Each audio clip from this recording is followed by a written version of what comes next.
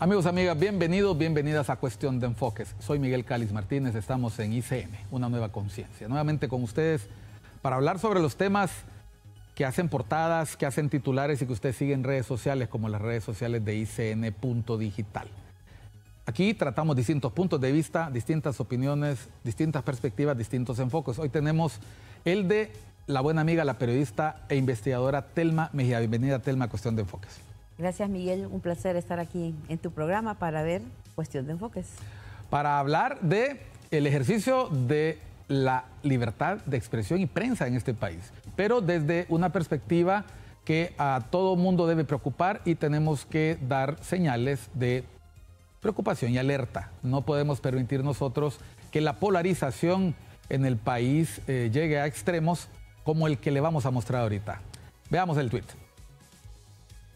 Este posteo se hizo el 4 de junio de 2024. Perdón que digo tweet, pero estoy acostumbrado a decirle Twitter a X.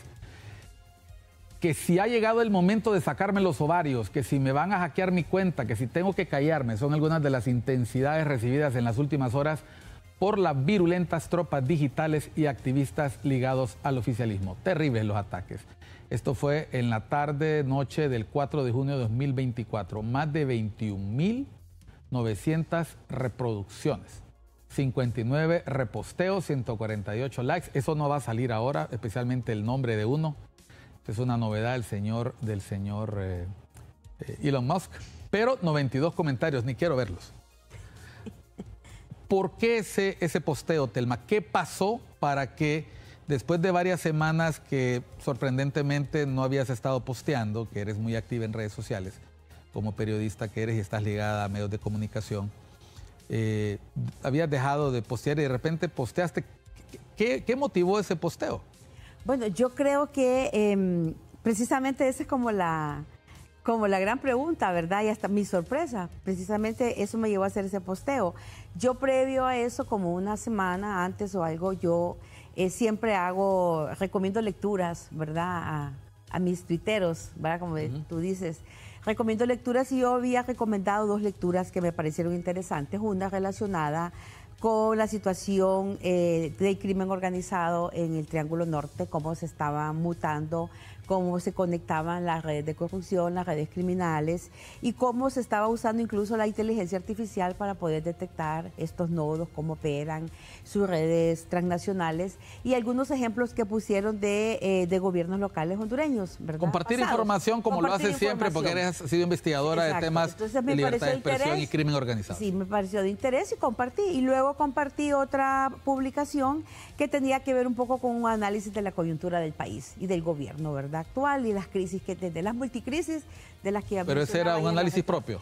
No, era un análisis que salió en un medio. Entonces yo dije, miren, esta es una lectura recomendada, interesante de ver el país. Yo empecé a ver que de ahí empezaron como a atacar, que por qué, y que por qué callaba en 12 años, que no sé cuánto.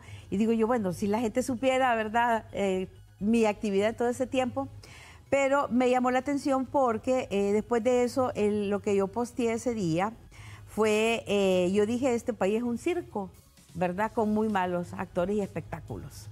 Y me refería a eso justo porque estaba habiendo un conflicto en la Municipalidad de San Pedro Sula, luego el conflicto en el IP y todo el show, ¿verdad?, en los medios, que si la huelga, que si la suspendo, que si te pago el dinero. O sea, que si renuncio al seguro, que si me voy, que si el hospital. Entonces es como un irrespeto, ¿verdad?, a uno como persona, como ciudadano, ¿verdad? Algo, o sea, un espectáculo circense cuando el país tiene problemas más serios. Entonces yo solo puse eso, ¿verdad?, que es un mal espectáculo, que es un circo este país. Como lo haría cualquiera que postea cualquier en X, cosa, en Facebook, o sea, ahí no hay más nada.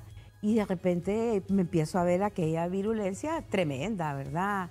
Y me llamó la atención eso, ¿verdad? Y digo yo, pues chica, qué violentos andan. Y como muchos de esos, yo digo, bueno, son tropas digitales ligadas al oficialismo y al partido en el poder, porque sí, no es de ahora, ¿verdad? Yo llevo como un registro de quienes hacen esos comentarios. Vos buscás, ves que no tienen seguidores o muy pocos seguidores, cuentas que se crearon. Esas cuentas que tienen, que siguen a 2 ellos siguen a 100, pero a ellos solo lo siguen 2 personas. Exactamente. Entonces uno ya sabe que cuando son esas son, ¿verdad?, cuentas falsas o que troles que van diciendo, dándose ahí.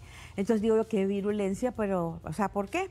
Entonces yo puse eso, ¿verdad?, así como para decir, bueno, miren, todo tiene como su límite, ¿verdad? Pero también creo yo, para alertar a la ciudadanía que usa las redes y todo, que no deben dejarse intimidar frente a ese tipo de ataques, ¿verdad? Que buscan inhibirte para que no opines, para que no digas nada, para que no escribas, inhibirte, ¿verdad? Y que no debe ser así, que uno debe saber manejar ese tipo de cuentas, identificarlas, pero también creo que uno debe en determinado momento salir y denunciar, porque están muy acostumbrados, ¿verdad?, como a las ofensas, a la difamación, y creen que uno tiene que agachar la cabeza y creen que lo van a amansar, ¿verdad? Yo creo que no, yo creo que todo lo contrario, ¿verdad? Uno debe hacer, como dices, el manejo responsable en las redes.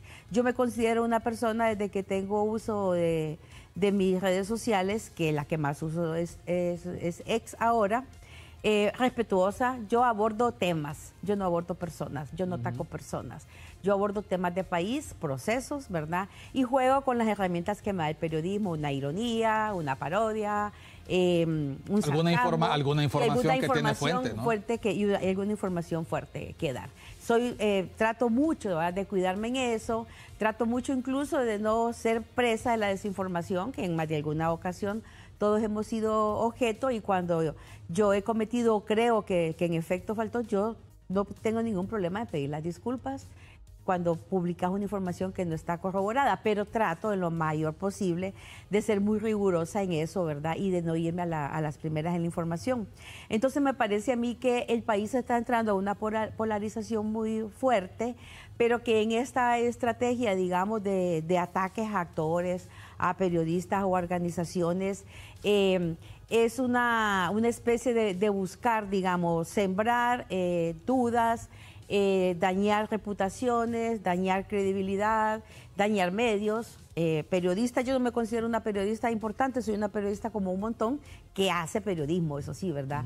Hace periodismo desde hace más de 30 años. Y entonces siento que en las capacitaciones que he tenido sobre redes sociales y manejo de redes sociales y desinformación, claro, tengo como los objetivos que buscan estas tropas. Y entonces es como decir, bueno, miren, sabemos que están, sabemos que existen, sabemos de dónde vienen, sabemos sus conexiones y centrémonos a debatir ideas. Es decir, este posteo es una expresión personal que también manda un mensaje de alerta ante la amenaza que representan los net centers, los bot centers, la estrategia de desinformación o ataque a figuras que tienen o manejan un perfil crítico. Vamos a ver, tú mencionaste hace un rato 30 años de ejercicio profesional. Cuando tú empiezas tu ejercicio profesional, todavía había persecución de periodistas, estamos hablando de años difíciles. Es bien recordado un episodio que viviste en la sala de redacción de un conocido medio de comunicación, cuyo propietario, no vamos a omitir nombres, con mucha pena se acercó a ti para decirte que la presión era muy fuerte y que lo mejor era interrumpir la relación, ¿no? De eso hay un libro, Noticias de una sala de redacción, creo que así se llama. Noticias inéditas de una sala de redacción que yo invito a ustedes a buscar. Creo que ahora ya se encuentra la versión PDF en redes. Sí, está libre. Puede comprarlo usted en la librería Guaymuras, pero también puede buscarlo en redes.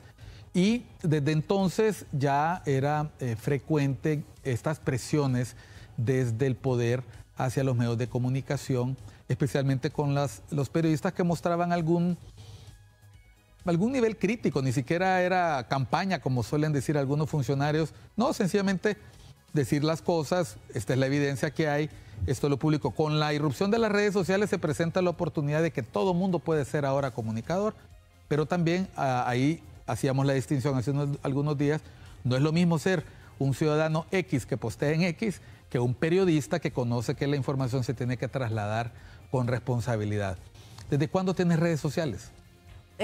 Fíjate que yo las abrí, yo creo que tengo más de 10, 12 años. Las abrí justo, precisamente, en un taller de seguridad para cobertura de crimen organizado.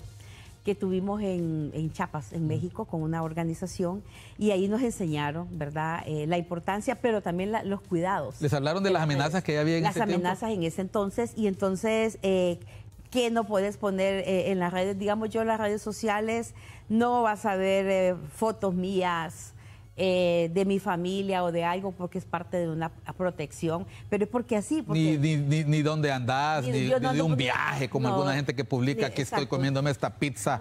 No, exacto. Como yo he hecho más o menos mucho periodismo de investigación, nos han generado también como protocolos, ¿verdad? Que tenés que manejarte. Y en el tema, digamos, de, como vos decís, de las amenazas, antes de ese episodio que me pasó, que dio origen al libro, yo tuve que poner mi denuncia, ¿verdad?, en los derechos humanos en aquel entonces, en el comisionado, en el CODE, en COFADE, sobre amenazas precisamente que tuve por una cobertura del traspaso de la policía, de los militares al poder civil. Y entonces un trabajo que yo hice habría ocasionado que la persona que iba a ser el primer director de la Policía Civil no fuera, porque salió involucrado en un hecho de corrupción. Ya se murió esta persona. Y entonces había como un intento de secuestro, ¿verdad?, que fue corroborado en ese entonces, nacía el Ministerio Público, y bueno, me vi obligada a poner un testimonio privado, ¿verdad?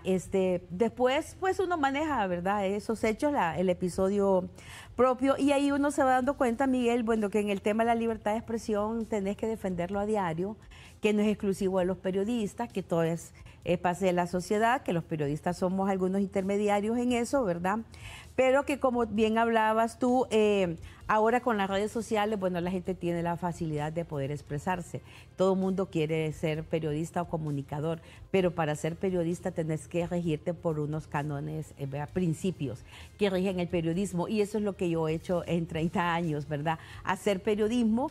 Hay un gran debate ahora, ¿verdad?, sobre el uso de las plataformas, sobre el periodismo de calidad, de cómo vamos a contar historias para lo digital, pero todas ellas al final se resumen en algo básico: hacer periodismo de contenido, hacer periodismo de calidad, hacer periodismo profesional. Y deben respetar ese código de conducta que se sigue en el ejercicio responsable del periodismo. Sépalo usted, vamos a ir a una pausa ahorita, pero ¿por qué invitamos a Telma? Porque usted dirá, esto se queda en lo doméstico, ya molestamos a Telma, ya le volvimos a decir lista Hermes, vamos a hablar un poquito de eso al volver. Ya le empezamos a decir que defiende esto, que antes no hablaba, Pero lo que usted no sabe es que desde hace un buen tiempo, cuando a Telma le pasan estas cosas, Telma no se queda callada. Nació un libro de esa experiencia, lo que vendrá después de esta. Volvemos después de unos mensajes con Telma Mejía, periodista e investigadora acá en Cuestión de Enfoques.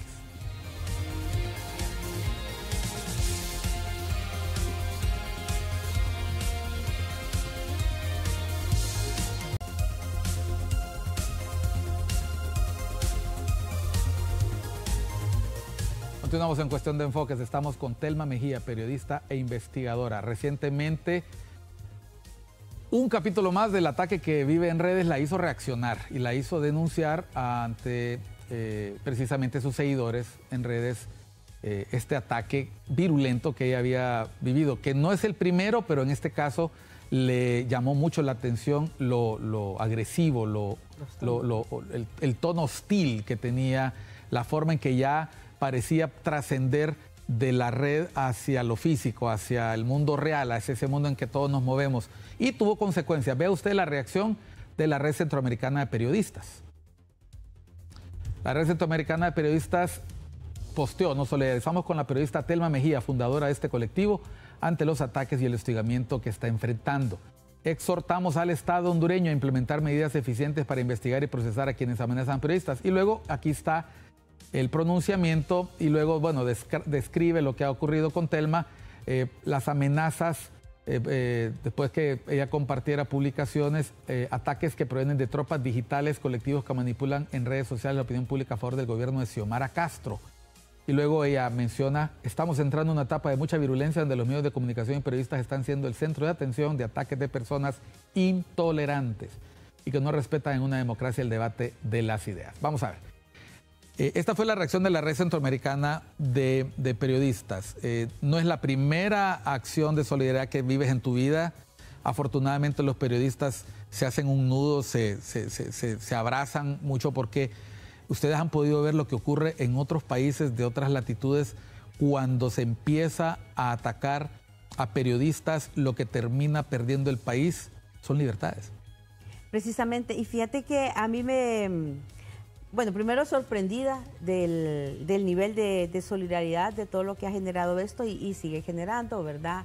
Me han llamado de otras organizaciones internacionales de periodistas para comentar la denuncia. Y a mí algunas de las satisfacciones, digamos, que he tenido es que me han llamado colegas del interior del país, comunicadores rurales, para solidarizarse, gente que yo le he dado capacitaciones, ¿verdad?, en libertad de expresión, en acceso a la información, y que bueno, que conocen mi trabajo, ¿verdad? Y no me ven una periodista que ando haciendo protagonismo, buscando, sino que yo más bien facilito procesos, genero procesos. Yo intento en todo lo que está a mi alcance que los periodistas se capaciten, que se informen, que tengan acceso a conocimientos. Y esa es una de las cosas que a mí me encanta del periodismo. Ahora, si yo puedo facilitar, si yo puedo con mis conocimientos transmitírselo a alguien y eso le ayuda a mejorar su trabajo, su ejercicio, a disminuir su riesgo, yo hago esas cosas, ¿verdad? Entonces, me ha gustado cómo he tenido esa solidaridad de gente que ni me conoce, que me ha llamado, y colegas del interior que he dado talleres, ¿verdad? Y todo. Entonces, va viendo, pero también va viendo un poco este espacio que te decía de la libertad de expresión, de defenderla diariamente, ¿verdad? Porque estamos en un país en multicrisis, estamos en un país muy polarizado y los periodistas tenemos que tener como mucha concentración en nuestro trabajo, mucha reflexión, ¿verdad?, sobre las acciones que vas a hacer, cómo vas a informar, para no ser generadores nosotros de más división, para no ser generadores de más mechas cortas, ¿verdad?, sino que tener mente fría, saber actuar y cómo abordar hechos. Pero eso no significa que la tolerancia es sumisión, ¿verdad? O que el silencio pueda ser cobardía, ¿verdad? Yo creo que no es así. Hay que ser prudentes, pero hay que salir, denunciar cuando se puede para demandar los respetos, creo yo, que se merecen las personas, que se merece el país, ¿verdad? Y para no abonar más a una democracia tan frágil como la que tenemos. Vean ustedes las reacciones en otros medios de comunicación. La noticia no pasó desapercibida. El Triángulo Norte, Centroamérica, cuando sus periodistas sufren amenazas, llama la atención de otros periodistas. Por ejemplo, tenemos acá, esta es una reacción local, de diario La Prensa. Denuncia amenaza a activistas de Libre. Estamos entrando en una etapa de mucha violencia. Exactamente el párrafo que destaca la Red Centroamericana de Periodistas. Esto fue local. Pero también allá en América del Sur, en Paraguay, mire usted lo que publicó el diario ABC Color y el diario Infobae, que está basado en Argentina. Es decir, lo que pasa son redes digitales, este es ABC Color, periodista hondureña Telma Mejía denuncia amenazas y el gobierno las condena. Eso sí, yo recuerdo haber visto la reacción de la ministra por Ley de Derechos Humanos, que ha invitado a Telma a acercarse al mecanismo de protección. Y luego Infobae, tenemos acá, esta fue la nota de EFE, ¿verdad?, de la corresponsalía de EFE, y luego Infobae. Y lo quiero mostrar para que no nos vuelvan a decir es que están en campaña ustedes en ese medio.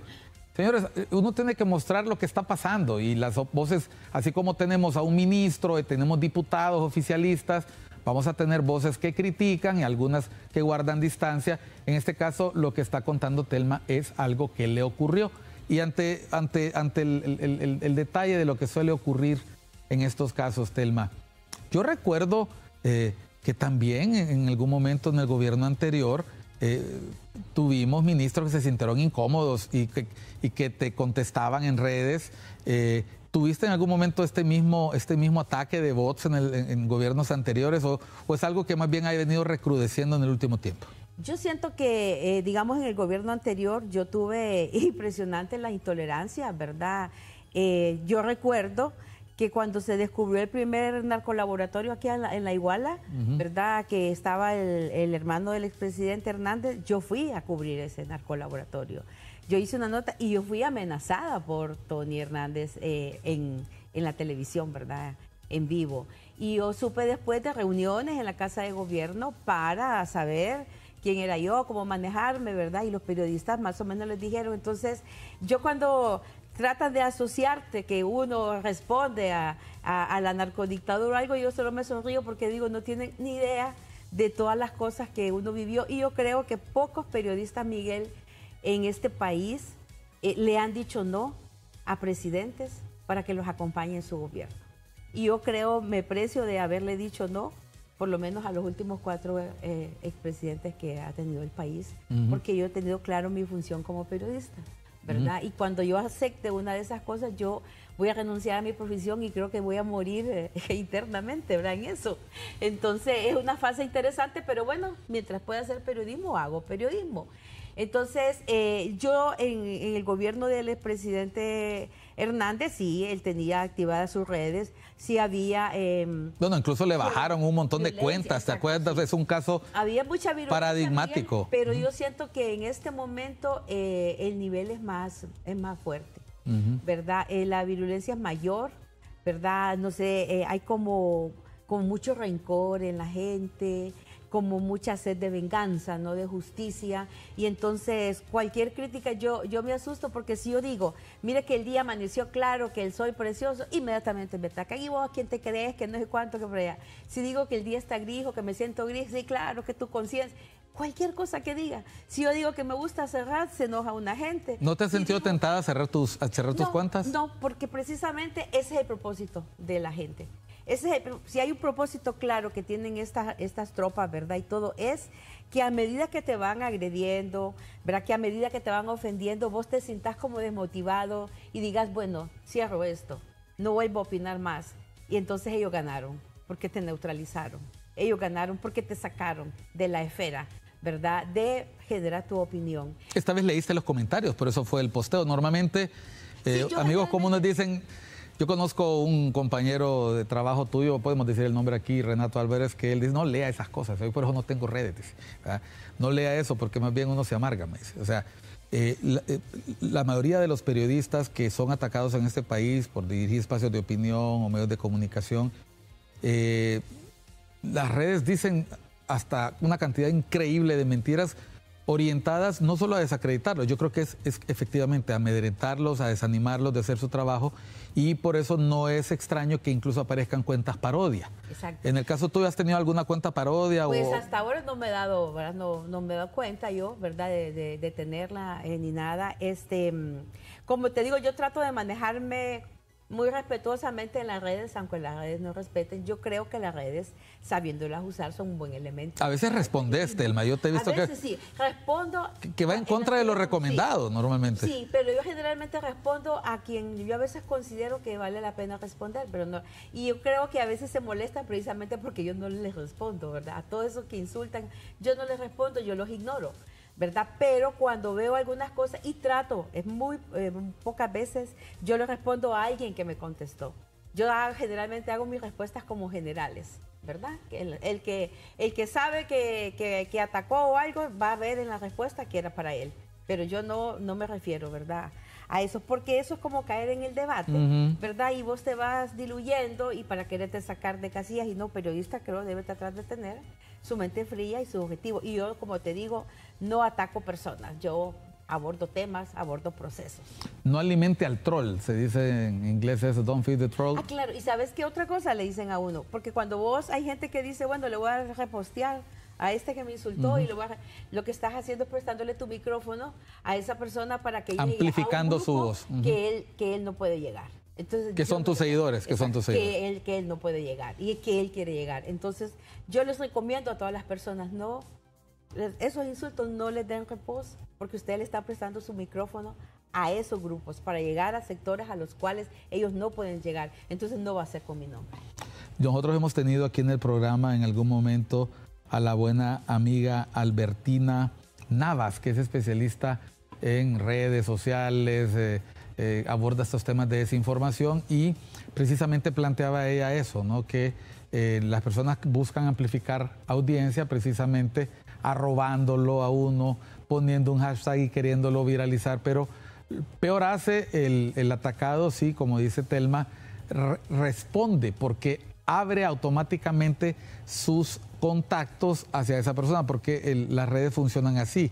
Y este mensaje que se hubiera quedado quizás ahí ignorado vilmente, como le decían uno en el colegio, ignore los insultos porque, ¿cómo se llama? Agua que no has de beber, déjala correr, ¿verdad? La gente a veces comete el error de caer en esta diatriba, en el debate, y todo el mundo te está viendo. Es como que te pongas a pelear enfrente de un televisor, en una vitrina, en la calle, y todo el mundo vea que te estás dando trompadas. A ver, hablando ya del clima preelectoral y lo que representa que actores de opinión pública visibles, como el caso de Thelma Mejía, denuncien el nivel de virulencia que ha llegado el ataque. ¿Te preocupa que esto pueda exacerbar los ánimos de cara a los próximos comicios primarios y generales? Lo pregunto, yo sé que la respuesta alguien podría decir sí, te va a decir que sí, Miguel, sí, pero ¿por qué te preocupa? ¿Qué pasa cuando se pierde esta capacidad de debatir respetuosamente? Bueno, yo creo, Miguel, que precisamente, digamos, el haber hecho esta denuncia o algo es como una alerta, ¿verdad? Para que la ciudadanía pues vea, pero que no se deje provocar. Creo que esto solo viene a reflejar lo que te han venido dando los informes de la relatora de Naciones Unidas, ¿verdad? De libertad de expresión. De libertad de opinión, el informe de la relatoría de la OEA, el informe del Departamento de Estado, que vienen advirtiendo, ¿verdad?, de un creciente clima de polarización en el país, de violencia generalizada y violencia política. Y yo digo, bueno, esto es como la víspera, ¿verdad?, que vamos a entrar a un proceso electoral que nos obliga, en el caso, digamos, de los periodistas, de los medios, a, bueno, a hacer como un alto, a ver cómo vamos a abordar esto de una manera que se mantenga, tratar de mantener el debate, ¿verdad?, de las ideas, sin caer en el activismo político, sin caer en la militancia partidaria, al margen del corazón que podamos tener todos los hondureños partidos. Es periodismo que debemos hacer. ¿Qué periodismo, qué información? ¿Cómo vamos a cubrir este proceso electoral? Que no sea para avivar más las llamas al fuego, sino que sea para dar luces de realmente las salidas que puede tener este país, que tiene este país. Creo que ese debe ser el norte del periodismo, ese debe ser el norte de los periodistas, y creo que en este caso, digamos, es probable que vaya creciendo en escala esta virulencia, va a depender de cómo se maneje, ¿verdad? Yo tengo claro más o menos, ¿verdad?, que yo no voy a entrar al debate del fango, porque entonces yo voy a perder. Yo soy una sola persona contra miles de esas tropas, 20,000 personas, más de 20,000 en esas tropas, ¿verdad? Entonces ya llevamos de perder. No, yo creo que hay que dejarlas que ellas se manejen, se ahoguen algunas de ellas en su propia bilis, ¿verdad? Pero que el propósito que debemos tener, y yo lo tengo claro, es cómo vamos a hacer los periodistas un buen o un mejor periodismo en este proceso electoral crítico. Todos son críticos, pero en este proceso electoral de virulencia, ¿verdad? Y los periodistas hondureños, yo creo que tenemos hasta un nivel de resiliencia increíble, ¿verdad? Porque hemos venido de cobertura desde el golpe, de toda la violencia que se ha generado, después de eso, y todavía estamos como, volvemos a un pico, regresamos y volvemos a ese pico. Bueno, saquemos las lecciones de esto que ha habido atrás para que no se repita, pero sobre todo para no ser nosotros, caer en la provocación de ser los culpables de todo, ¿verdad? Como nos echan la culpa de todo. Vamos a una pausa. Usted ya ve el tono, o sea, sería un absurdo aprovechar la molestia que expresó en sus redes Thelma Mejía para mostrarle ahora, le voy a mostrar con morbo los comentarios para que vean qué fue lo que la molestó. No, no. Se trata de mandar una señal de alerta, de atención, ojo.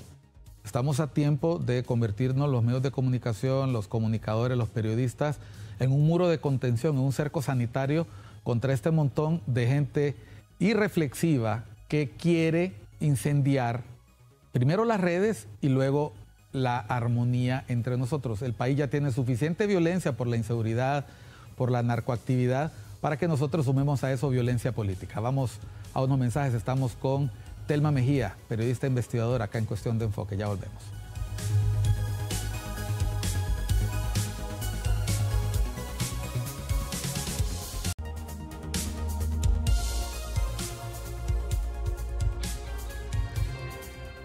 Estamos en Cuestión de Enfoques hoy con Telma Mejía, periodista investigadora, hablando sobre el posteo que hizo hace unos días, 4 de junio, 6 de junio. Una semana justo. Una semana, y en el que hacía ver el exceso ya en el tono de los ataques que ella está acostumbrada a recibir en sus redes sociales, pero le llama la atención que son sistemáticos, ¿no? No puede publicar nada porque ahora hasta se atreven a hacer amenazas contra su integridad, ya no solamente difamar, mencionar, decir mentiras o acusar a las personas de ser comparsas de uno u otro gobierno, sino que se nota que las personas sencillamente tienen un guión de atacar y bajarle la guardia a una persona que ha ejercido el periodismo desde hace 30 años, un poco más, y que siempre lo ha hecho hablando con la verdad y siendo crítica cuando toca hacerlo y investigando y contando los hechos como los narran las fuentes, no como los opina ella, ¿no? Tú has hecho en algún momento periodismo de opinión, Telma, has hecho investigación social. Nosotros hemos tenido distintos momentos en que la situación de la libertad de prensa en el país y de expresión ha tenido momentos complicados. Hemos tenido visitas de relatores, como lo dijiste en el segmento anterior, y en algún momento Honduras llamó las alertas de Reporteros Sin Fronteras por la cantidad de periodistas que habían, o personas ligadas a medios de comunicación que habían sufrido o amenazas o homicidios, y en medio de todos ellos, bueno, sabemos nosotros que las acciones del crimen organizado arreciaron en las últimas 2 décadas y que uno de los actores que pagan el precio son los periodistas. Mencionabas que en algún momento hiciste una investigación y eso te trajo amenazas de un pariente del presidente, que en este momento ambos guardan prisión. En ese caso, ¿las amenazas vinieron acompañadas de ataques en bots o solamente fue la mención en la que te sentiste aludida por el funcionario? No, en ese momento, digamos, fue como la amenaza pública, ¿verdad? Fuerte, porque digo que yo era una enemiga, ¿verdad? Del gobierno, ¿verdad? Que era una enemiga del presidente, de la familia, o sea, a ese nivel. Yo recuerdo incluso que nosotros sacamos un documento de la Fiscalía, ¿verdad? Sobre eso, y que el día que salió la nota, ¿verdad? En el noticiero, la luz se fue en la Empira, ¿verdad? Entonces no pudieron verlo hasta el día siguiente. Pero yo creo que frente a ese tema, como no estaba tan fuerte, ¿verdad? El tema del financiamiento de las campañas, la penetración del narco hasta que después lo capturan a él, no estaba tampoco tan desarrollado el tema de los bots frente a esos temas, sino para cuestiones políticas partidarias. Y yo realmente en las cosas de los partidos políticos y sus pleitos, yo no tomo bandera, porque yo digo, ellos se arreglan, ¿verdad? Y la gente queda peleando, enojada, y ellos se arreglan bien. Entonces yo digo, ya he visto tanto esto, solo cambian los rostros, que entonces sigo la política como un proceso, ¿verdad? Pero no sufro por los protagonistas, sí. Entonces, cuando pasó eso, digamos, yo fui catalogada ya en el sector del gobierno como una enemiga del gobierno. Estoy mencionando esto porque el ataque favorito de los adláteres, de los... ¿cómo se les suele llamar a esto? De los activistas digitales, de estos achichincles, hay tantos términos. En este caso vamos a decir seguidores, simpatizantes, empleados, porque son personas que reciben paga. La acusación favorita es vincularte con el partido contrario. Entonces, en este caso es solo una salvedad. Ojo, también, y podríamos poner aquí fotos de expresidentes y fotos de exministros que también en algún momento le dedicaron sus cariños a Telma, aunque sin las redes sociales en boga hay distintas formas de hacer presión contra el poder. Cuando este tipo de eventos pasa, y aquí le pido a producción que vayamos al informe de Chapultepec, ustedes se preguntarán, pero ¿por qué Miguel siempre trae los informes, trae los datos, trae los análisis de The Economist? Porque si lo dice uno, dicen que uno se inventa los datos, pero aquí está el índice. Es decir, aquí lo hemos visto, vea usted los colores, el color rojo y negro, ¿verdad? Significa esos lugares donde la influencia es desfavorable, ¿verdad? El color negro es mala, es una influencia mala. Y vea usted los distintos, las distintas dimensiones que se vean. Miremos la parte superior, antes de la parte de arriba. Ahí vea usted las dimensiones. Tenemos la dimensión A, ciudadanía informada, libre de expresarse, con un máximo de 100. Bueno, pues vea usted el índice de Honduras, 36.5, aplazados. No llegamos ni al 60%, ni al 70%. Ni a la mitad, ¿va? Ni a la mitad, ni a la media. La dimensión A, la ciudadanía informada y libre de expresarse, con un máximo de 23, apenas un 4. Eso no llega siquiera ni a la quinta parte. Flujo de información, máximo de 11, también una cuarta, quinta parte. Libre expresión, una cuarta, quinta parte. En la dimensión B del ejercicio del periodismo, ahí mejora un poquito, porque efectivamente hay muchas personas que ejercen el periodismo, pero vea usted, este tipo de acciones son un disuasivo para que la gente estudie esta profesión, para que se dediquen como medio de vida. La dimensión C de violencia e impunidad, estamos muy mal, de 42 máximos, 14.84, tanto en protección, persecución, impunidad y hechos violentos registrados, pues nuestra calificación es muy mala. En la de control de medios, la mitad, el 50%, bajo el 50%.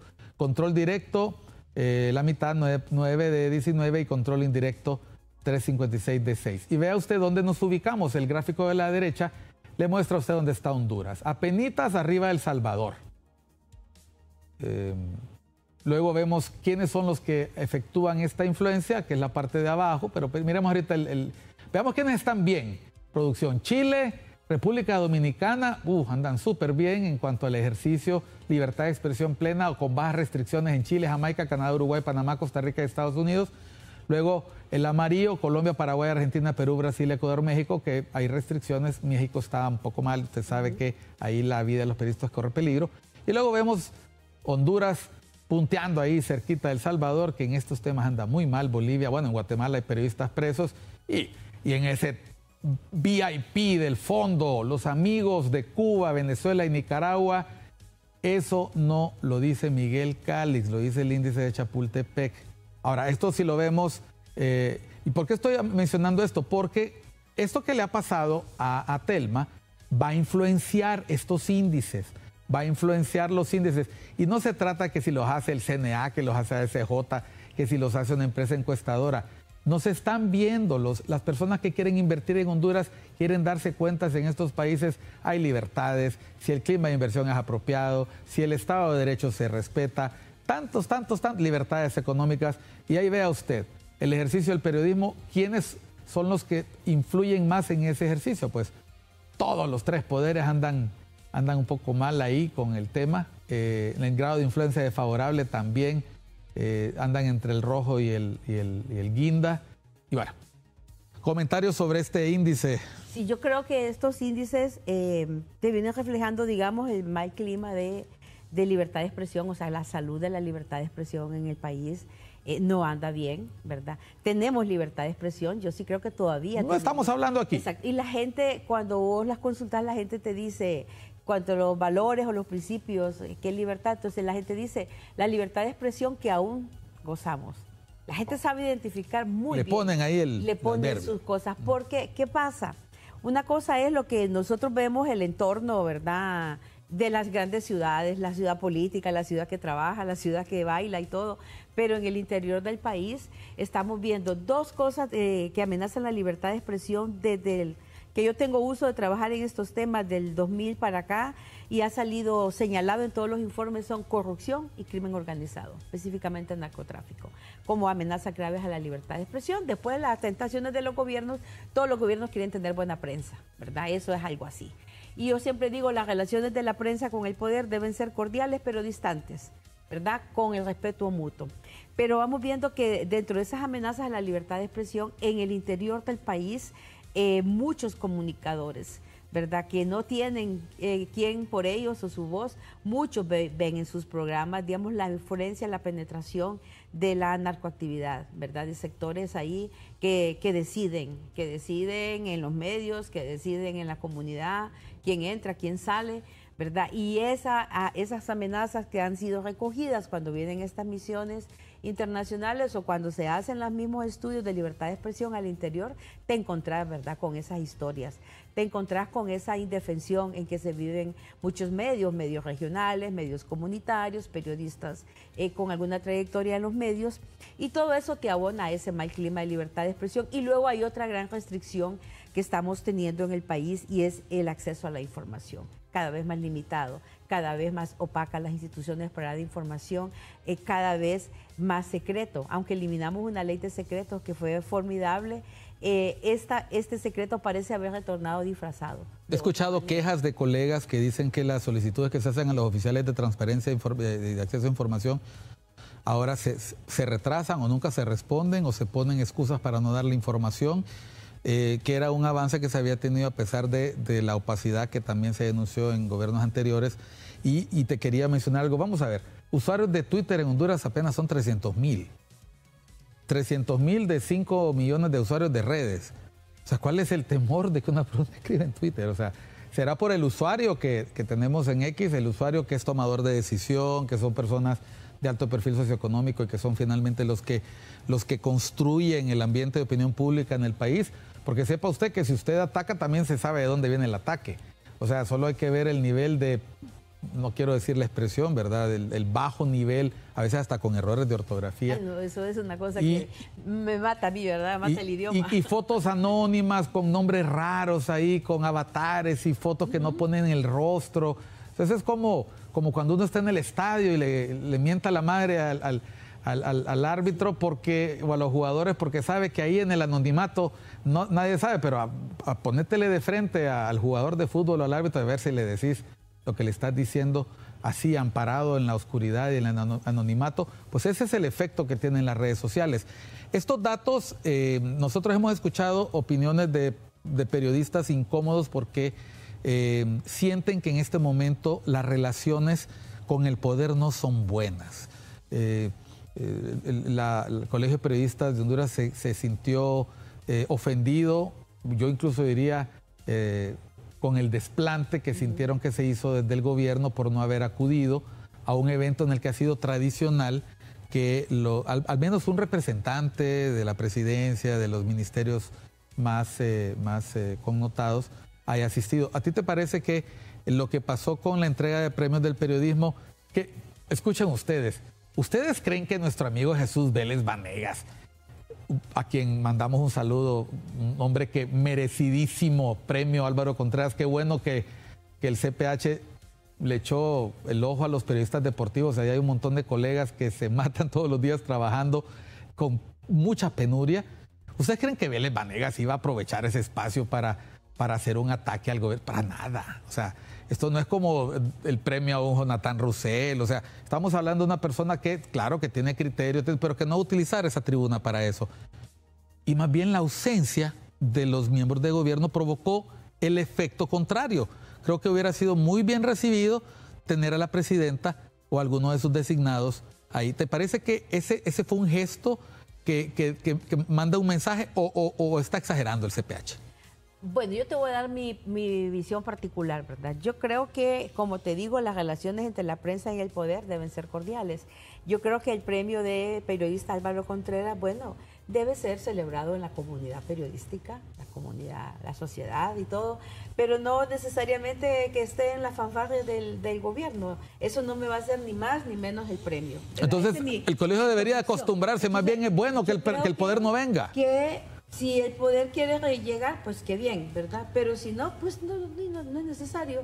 Yo creo que se está reconociendo las trayectorias que ellos identifican que deben tener ese premio, que debe acercarse el periodismo, el colegio, con la sociedad, porque trabajamos para la sociedad, ¿verdad? Entonces, si el gobierno ve un gremio fortalecido, una sociedad acompañando, va a querer estar. Producción, acaban de decir que tenés toda la razón. Vamos a una pausa. Tenemos periodistas en producción, acaban de decir, así es.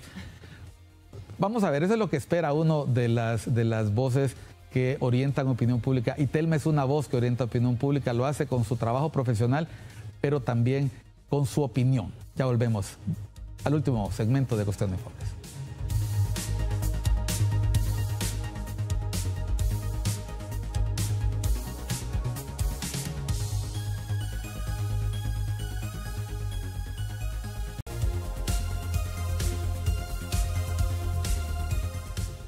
Estamos en Cuestión de Enfoque, entramos a nuestro último segmento, hoy con Telma Mejía, periodista e investigadora.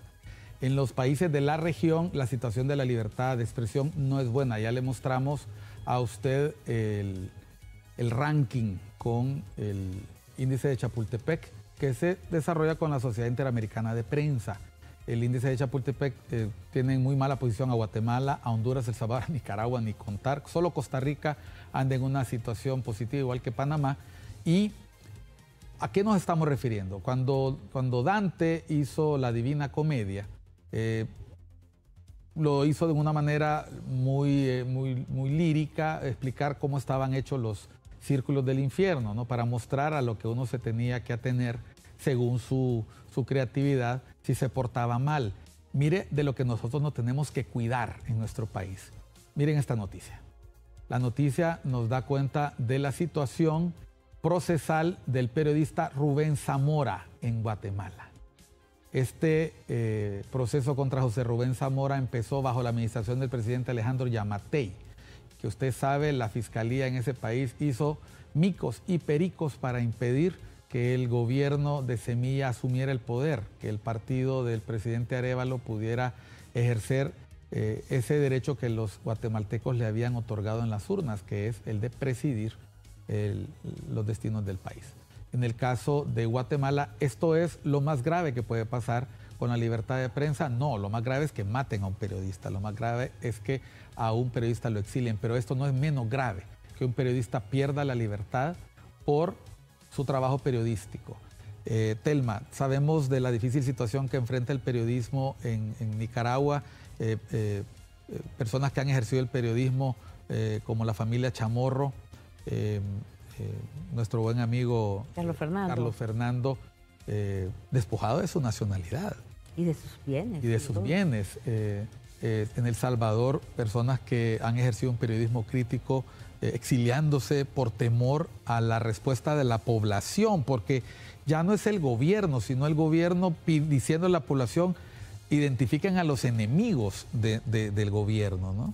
Es decir, la crítica llevada a una posición de enemistad política. Ese es el norte que debemos evitar. Aquí se han asesinado periodistas ya. Aquí hemos tenido periodistas que han tenido que salir del país. Pero en este momento la situación tiene una tensa calma. Pareciera que estamos... Como en una tregua. Como en esa calma que antecede la tormenta, porque nosotros vemos cómo se está complicando el escenario preelectoral internamente dentro del Partido de Libertad y Refundación. Imaginamos que puede ocurrir algo similar en los otros partidos y no nos podemos ni siquiera imaginar lo que puede pasar en una elección general si este ánimo de ataque en redes sociales trasciende a la calle y trasciende a la población. ¿Son estos los límites que debemos evitar? ¿Estamos cerca o lejos de algo así? Yo creo que precisamente estamos como en el punto intermedio, ¿verdad?, de la alerta para poder llegar a esa, de lo virtual pasar a esa agresión física, ¿verdad? Tenemos a periodistas presentando querellas por difamación contra funcionarios. Exactamente. Entonces creo yo que cómo vamos a ir viendo esa escalada, y yo creo que tiene que ver cómo los medios y los periodistas mismos tenemos que movernos con pensamiento estratégico, ¿verdad?, para no caer en esa provocación. Creo que lo que está pasando, digamos, tú decías aquí en Honduras se cierra todo el círculo de violaciones a la libertad de expresión. Periodistas asesinados, intimidados, querellados, periodistas con atentados, ¿verdad?, periodistas judicializados que se han ido del país, ¿verdad? Recientemente hay una colega que se acaba de ir por sus trabajos que sacó de corrupción, está fuera. Va a estar fuera un buen tiempo, ¿verdad?, por las amenazas. Y esas amenazas empezaron en redes, ¿verdad? Y después llegaron. Pero bueno, yo creo que este es como el momento para que yo te decía, hacer la pausa reflexionada. Y sobre todo los periodistas y los medios en sí, ¿verdad? Los medios con esa gran responsabilidad que tienen de generar información. Bueno, frente a estos escenarios, cuáles son como los caminos o los atajos o las acciones que se deben poner. Y esto nos obliga, creo yo, a algo que los periodistas estamos en el día a día, viendo el último cuento, viendo el último show, con la última noticia, pero en ese día a día estamos perdiéndonos un poco como el panorama, ¿verdad? De lo que se viene o de cómo se está conformando esta conflictividad, estos temas del país. Hay un problema ahorita, digamos, de territorios allá en el Aguán con una termoeléctrica que quieren imponer. Esa es una conflictividad que está ahí no de ahorita, ya días. Y no le estamos poniendo el ojo, aparte del tema de las invasiones. Eso nos puede generar un estallido. ¿Cómo estamos viendo nosotros eso? ¿O lo vamos a ver hasta que salgan los muertos y lo vamos a cubrir? Y es correcto que el periodismo lo haga ver, que es una situación conflictiva que hay que prevenir. Pero poner, digamos, pero bueno, ese te pongo yo es un problema. Pero hay otros más de violaciones de derechos humanos, del tema de libertad de expresión. ¿Cuándo vamos a hacer la pausa para hacer como la lectura del país? Reposada y que nos digan, estos son como los escenarios políticos que se pueden venir para saber uno cómo. Fíjate que vamos a ir a unas elecciones con un actor nuevo en estas elecciones más fuerte que en el pasado, que son precisamente las redes sociales y la desinformación, ¿verdad? Y los ataques en la violencia política y la violencia de género.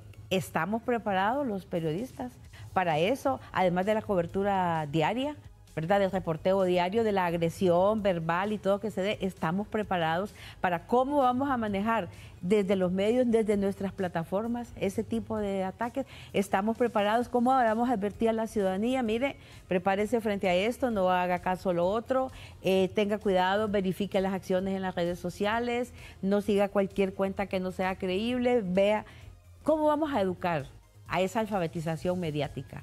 Estamos listos, los periodistas que estamos cubriendo, que estamos viendo que sale la última hora, que estamos viendo el conflicto allá y todo. Entonces creo que este es como el momento para, en medio de toda esa obligación, una pausa, reflexionar y ver hacia dónde vamos. ¿Para qué? Para evitar llegar a acciones, digamos, como Nicaragua. Yo te voy a decir, hace poco acá a Honduras vino Manuel Orozco, que es un experto en temas migratorios nicaragüense, y a mí me dio un dolor saber que él y las personas que estaban ahí les quitaron su nacionalidad, que no son nadie en el mundo. Yo creo que eso no se lo merece ninguna persona en este país, y ni en ninguna parte del mundo. Que vos vayas y que tu estado, tu país te diga sos un paria, que no tengas una nacionalidad, que te la dé otro país. Y tendrás que seguir hablando. Eso es muy fuerte, Miguel, para cualquier ser humano. Yo cuando lo vi a ellos, es una valentía, ¿verdad? Y digo yo de hacer eso, pero es un mensaje, yo no quisiera eso en mi país. Nosotros no estamos diciendo, para allá vamos. Ajá. Lo que le estamos diciendo es que es muy fácil utilizar las redes sociales y los medios de comunicación para crear un clima violento entre la población. Y empieza por atacar a los principales voceros de opinión pública, a los que comunican la información. Si hay funcionarios que elevan el tono, que se molestan en redes sociales, siempre se puede hacer en el plano del respeto, no es necesario estar atacando siempre a la persona. Se mata al mensajero, no se fijan en el mensaje. Y cuando digo se mata al mensajero me refiero a que se pone mucho énfasis en quién dice, para quién trabaja, que si está jugando. A veces nos hemos encontrado con sorpresas que en notas que hemos cubierto en el medio se nos manda a decir directa o indirectamente, ustedes están en una campaña, por favor, o sea... todos los medios vemos lo mismo que se está viendo, o sea, no podemos decir lo contrario a lo que estamos viendo. Todos los medios y todos los gobiernos, Miguel, quieren tener buena prensa, ¿verdad? Y que se digan las cosas positivas. Yo creo que hay cosas positivas que se deben descargar, pero yo creo que una responsabilidad del periodista y que lo que estamos viendo nosotros en esos niveles de intolerancia es que no quieren a veces que le digan al rey que anda desnudo, ¿verdad? Y tienen que decirle al rey, señor, disculpe, usted está desnudo, ¿verdad? Arregle porque no está bien. Entonces la gente... Por si la gente no entiende la referencia de Telma, se refiere a aquel cuento en el que solo un niño miraba que el rey andaba con unas telas, con un vestido hecho de tela invisible que un par de pícaros hicieron creer al rey que solo podían ver las personas que eran de justo corazón y honestas. Entonces el rey no quería reconocer que no miraba nada y por fingir lo que no era terminó saliendo en pelota a la calle, pero un niño que no tenía ni la debía, pudo haber sido un borracho, también le dijo, el rey está desnudo, entonces todo el mundo reconoció que había caído en esa trampa. Decirle al poder, necesitas corregir, esta es nuestra propuesta, siempre va a traer siempre va a traer incomodidad. Sí, pero creo que cuando se está como en los momentos oportunos, ¿verdad? Y cuando vos generás mucha expectativa o mucha esperanza, ¿verdad? Creo que tenés que hacer la reflexión también. Aquí todos. Yo siempre digo, en este país cabemos todos, ¿verdad? Entonces, no vale la pena decir el país de esto o el país del otro, ¿no? Aquí cabemos todos. Y los que se arreglan bien, ellos tienen de a dónde irse. Los que no tenemos nada, que somos la mayoría, nos vamos a quedar peleando acá mientras los grandes repartos se dan por otro lado. No, yo creo que es el momento de que, bueno, miremos esta Honduras, que nos cuesta a todos, que todos queremos, que podemos construir o reconstruir de esta Honduras, de aquí a lo que falta y a lo que viene, que haya una continuidad. Pero no podemos estar destruyendo el país, ¿verdad? Y no podemos estar dando vueltas en círculos viciosos de los cuales no vamos a sacar nada. Porque nosotros como periodistas podemos salir y entra otra generación, pero lo que queremos es que haya gente que vea a Honduras para adelante, no a Honduras estancada. Y por cierto, por si se llegara a dar el caso, nosotros hemos hecho desde los espacios de opinión pública que hemos tenido en prensa escrita y en espacios como analista también hemos hecho estos comentarios en todo momento, ¿no? O sea, por si usted empieza a decir, es que es de este partido, es del otro. No, señores, aquí estamos hablando de la casa común, estamos hablando del lugar donde todos habitamos. Este set que en este momento se abrió para la colega Telma, que usted sabe está vinculada a otro medio de comunicación. Por encima de eso está la libertad de prensa, la libertad de expresión y esa democracia que queremos construir en este país, que es tan complicado hacerla porque tiene muchas imperfecciones y muchas dificultades, pero que solo podemos construir si en estas circunstancias nos hacemos un nudo. Gracias, Telma. Mi solidaridad, mi apoyo, mi admiración y a echarle ganas. Y a esos que postean desde el anonimato, sigan ladrando. Así es. Esto fue Cuestión de Enfoque. Soy Miguel Cáliz Martínez. Siga con ICN, una nueva conciencia.